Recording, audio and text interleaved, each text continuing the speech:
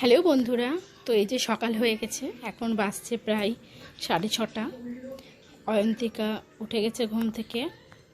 তো চলুন দেখি ও এবার কী করে। ও মামার বাড়ি আসলে ঘুম থেকে উঠে কিন্তু এই কাজটা প্রত্যেক দিনই করে। সকালবেলায় ঘুম থেকে উঠবে, উঠে ও ঠাকুর ঘরে গিয়ে গোপু সোনাকে ওঠায়। আর অন্য কেউ যদি গোপু সোনাকে উঠিয়ে নেয় তাহলে কিন্তু ওর ভীষণ রাগ হয়। প্রথমে আর্লি মর্নিং গঙ্গাধরটাকে দেখে নিল, তারপরে সোজা ও চলে গেল আমাদের ঠাকুর ঘরে। এই যে ঘরে অন্ধকার হয়ে আছে, কারণ গোপুসোনা ঘুমোচ্ছে। এবার গোপুসোনা উঠবে।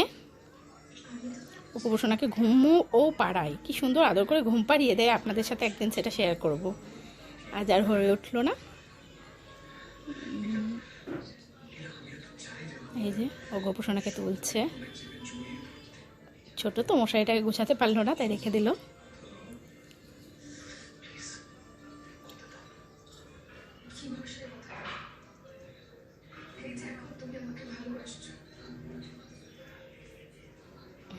তুলবে, তুলে এবার রেখে দিচ্ছে। ও কিন্তু গোপুসোনাকে খুব ভালোবাসে, স্নান করায়, মাঝে মাঝে স্নানও করায়। আমাকেও মাঝে মাঝে বলে আমাদের ওই বাড়িতেও গোপুসোনাকে নেওয়ার জন্য, কিন্তু আমরা অনেক সময় বাড়িতে থাকি না, তো ওই জন্য নিতে পারি না। আমি বলি যে দেখ, ভগবান যখন আসার ইচ্ছা হবে নিজে থেকেই আর চলে আসবে। আর ঠাকুরকে কি কিনে নিয়ে আসা যায়? যে কিনে নিয়ে এসে ঠাকুরকে পুজো করবো, কেউ গিফট করলে ওটা আলাদা কথা। ও বাবা মুখটা ধুইয়ে দিল।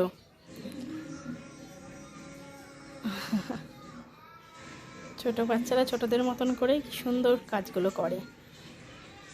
আর আমার মেয়ে ছোট, কিন্তু আমি এখন থেকে ওকে টুকটাক টুকটাক একটু কাজ করাই, যাতে পরবর্তীকালে অসুবিধা না হয়।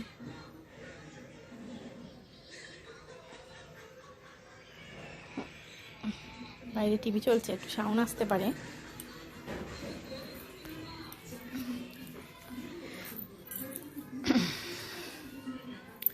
দিচ্ছে, প্রথমে ওর মুটুকটা পরালো, যাই হোক করে মুটুকটা পরিয়ে দিল।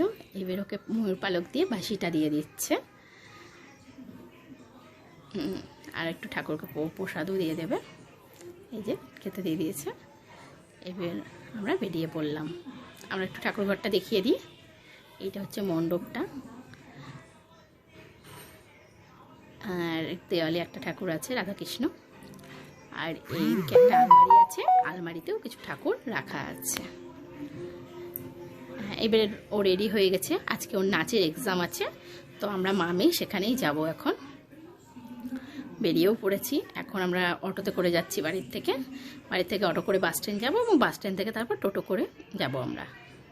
এই যে অটোতে করে যাচ্ছি। গঙ্গাধারটা কি সুন্দর লাগছে। সকালবেলা গঙ্গাধারটা দেখতে ভালোই লাগে। আর আজকে না ওয়েদারটাও হচ্ছে একটু ঠান্ডা ঠান্ডা আছে, বৃষ্টি হয়েছে রাতে একটু, যে কারণে আরও বেশি ভালো লাগছে। আর আমাদের বাড়ি গঙ্গাধারে, যে এটা স্কুল আমার মহেন্দ্রচন্দ্র এমসিবি স্কুল, এই স্কুলে আমি প্রাইমারিতে পড়েছি। এরপরে আমরা টোটো করে নিয়েছি। এবার আমরা টোটো করে বেরিয়ে পড়ছি। টোটো করে আমরা যাব হচ্ছে এখন ওর স্যারের বাড়ি, সেখানেই ওর নাচের এক্সামটা হবে। নাচের এক্সাম দিয়ে তখন আমরা আবার ব্যাক করে বাড়ি আসবো, এবং আজকে আমরা বাড়িও যাব। তো যাচ্ছি আমরা এখন, NH 34টা পার হচ্ছি।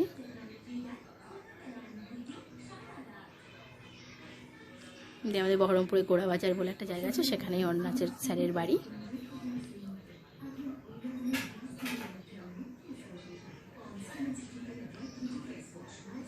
সকালবেলায় কোথাও যেতে ভালোই লাগে। আমরা এই 8টা নাগাদ যাচ্ছিলাম,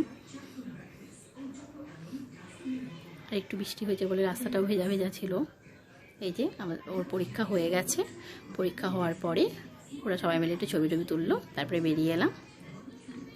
আমরা এখন বেরিয়ে গেছি। এবার টোটো করে আমার বোনের বাড়ি যাব একটু, দিয়ে ওখান থেকে আবার বাড়ি আসবো। ওকে কি নাচে জিজ্ঞাসা করেছে না করেছে সেগুলোই ওর সাথে আমি কথা বলতে বলতে আসছিলাম। ও যেহেতু নাচের মোটামুটি একটু মেকআপ করেছিল, তাই সবাই তাকাচ্ছিল।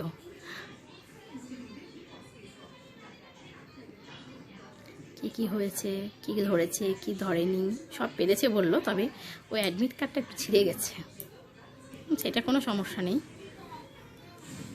বাচ্চা ছেলে যা যা পারছে না পারছে তাতেই চলবে। এই যে তারপরে বোনের বাড়ি থেকে বোনের ছেলেকে নিয়ে নিয়েছি, দিয়ে আমরা এই বাড়ি ফিরছি। এখন গরমটাও একটু বেড়ে গেছে, যেহেতু একটু বেলা হয়ে গেছে, তখন 9:30 বাজছিল, প্রায় 9:30 না 10টা নাগাদ বাজছিল। ঠিক আছে, আজকে এখানেই থাকলো এই মিনি ব্লগটা, অবশ্যই সবাই দেখবে। Thank you for watching this video and সবাই প্লিজ সাপোর্ট করো, এইভাবে পাশে থেকো।